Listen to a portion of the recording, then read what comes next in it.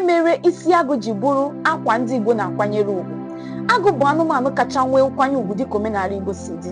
Nke a bụ maka na agụ bụ anụmanụ siri ike, ọ bụghị anụmanụ onye ọbụla nwere ike ganwụrụ n'aka. Nke a mere ndị Igbo ji ekwu okwu sị na ebube agụ na-eche agụ. Abịa n'otu ndị dinta, ọ bụ naanị onye gbagburu agụ na ịchọ nta ka a na-akpọ ogbuagụ.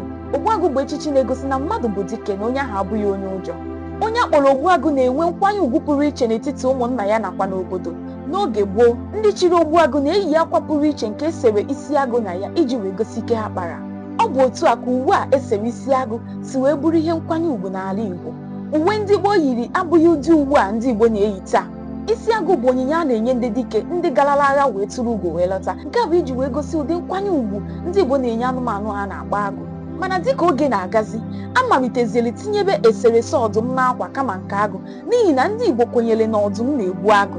N'oge gboo, ọ bụ naanị ndị chiri echichi ogbuagụ nwere ike iyi uwe ahụ esere agụ na ya. Mana dịka oge na-agazi, akwa isi agụ bịa bụrụ akwa eji wee mara nwoke Igbo ọbụla tozuru etozu. Onye ọbụla ị hụrụ yi uwe isi agụ, ihe ọ na-ekwu bụ ihere anaghị eme m ikwupụta na m bụ ezigbo onye Igbo. Mana dịka oge na-aga, ụmụ nwaanyị na-ejizi uwe isi agụ akwa akwa dị iche iche.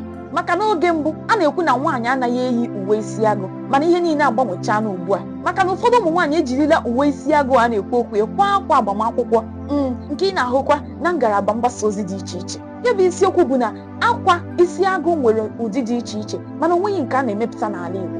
Ha ncha niile bụ mba ofesi ka ndị na-atụ mgbere akwa na-esi ebubata ya.